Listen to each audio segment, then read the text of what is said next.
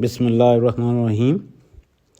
आज एक पूरे माशरे का गंभीर मसला है उधार देने का और लेने का। इस पे बड़े लोगों से स्टोरियां सुनी हैं। कुछ तो कहते हैं कि आप को कोई बंदा उधार देता नहीं है, दोस्तों के पास चले जाएं, रिश्तेदारों के पास चले जाएं, कोई उधार देता नहीं है। और कुछ ज़्यादा ऐसे लोग हैं वो कहते हैं जो उधार अगर दे दें तो वापस कोई नहीं करता। तो मैंने इस इशू को इन अल्फाज में परोया है और टॉपिक है उधार दे के बंदा फस जांदा है। उधार दे के बंदा फस जांदा है, फिर मंग मंग वापस मूँह घस जांदा है।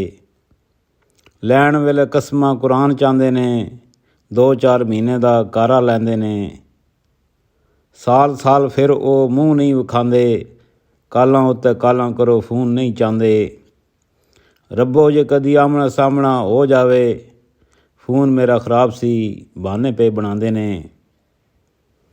या इहो जिहा कोई तरीका कर लैंदे ने, फोन तुहाडा पक्का ब्लॉक कर देंदे ने।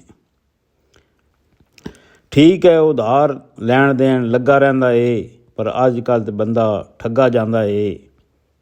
अजकल जेड़ा उधार मोड़ दे, हथ पैर चूम लो ते सलामां उत्ते सलाम कर लो। फिर बेशक उस नाल तुसी यारी ला लो, दिल करे ते रिश्तेदारी बना लो। बंदा अजकल इहो जिहा कोई नहीं लभदा कारे उत्ते जेड़ा आके खुद सददा। उधार देण वाला या उत्ते टुर जांदा है या लैण वाला फिर पक्का नस जांदा है। उधार दे के बंदा फस जांदा है, फिर मंग मंग वापस मूँह घस जांदा है।